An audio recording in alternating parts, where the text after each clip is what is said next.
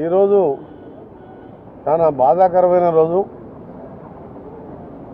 తెలంగాణ, ఆంధ్రప్రదేశ్ రెండు తెలుగు రాష్ట్రాల్లో ఇప్పుడు గతంలో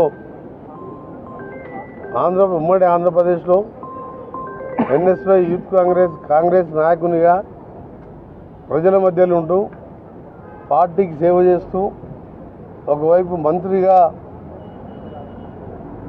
ప్రజలకు సేవ చేస్తూ 2 సార్లు పిసిసి ప్రెసిడెంట్గా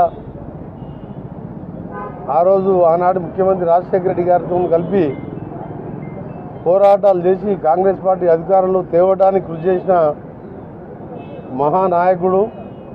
బడుగు బలహీన వర్గాల ఆశాజ్యోతే కాదు, అన్ని వర్గాల ప్రజలకు నాలాంటి వారికి ఎన్ఎస్వై యూత్ కాంగ్రెస్లో ఉన్నప్పుడు ప్రోత్సాహాన్నిచ్చి నాలాంటి ఎంతోమందిని ఎమ్మెల్యేలు ఎంపీలు కావడానికి అందరికీ కూడా మాకు ఆశీర్వదించి మేము ఈ స్థాయిలో ఉన్నామంటే అందుకు ముఖ్య కారణం అందులో ఒకరు డి శ్రీనివాస్ గారు. మధ్యలో కొద్ది కాలం వేరే పార్టీకి పోయినా మళ్ళా కాంగ్రెస్ పార్టీలోకి రావడం. ఆయన కాంగ్రెస్ అంటేనే ప్రాణం. కానీ కొన్ని పరిస్థితుల కారణంగా పార్టీ మారినా ఎప్పుడు కూడా కాంగ్రెస్ పార్టీని దూషించలేదు. సోనియా గాంధీకి అత్యంత ప్రీతిపాత్రుడు. రాహుల్ గాంధీ గారు అందరూ కూడా లైక్ చేసిన నాయకుడు.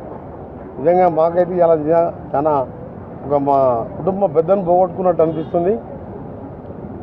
ఈరోజు మరొకసారి మా కాంగ్రెస్ పార్టీ పక్షాన, మా కాంగ్రెస్ ప్రభుత్వం పక్షాన, తెలంగాణ కాంగ్రెస్ ప్రభుత్వం పక్షాన, నా పక్షాన ప్రగాఢ సానుభూతి తెలియజేసుకుంటూ వారి ఆత్మకు శాంతి కలగాలని భగవంతుని ప్రార్థిస్తూ వారి కుటుంబ సభ్యులకు ధైర్యాన్ని ఇవ్వాలని, మరీ ముఖ్యంగా వాళ్ళ సతీమణి ఎప్పుడు కూడా వెన్నంటి ఉండేవారు.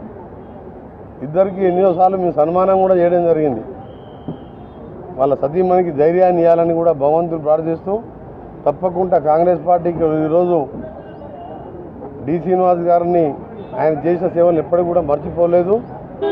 తప్పకుండా ఈరోజు ఆయన పేరు మీద కానీ ఆయన చేసిన సేవలకు కానీ మా ముఖ్యమంత్రి గారితో మాట్లాడి తప్పకుండా ఆ కుటుంబానికి మేమందరం కూడా ఎల్లప్పుడూ అండగా ఉంటాం.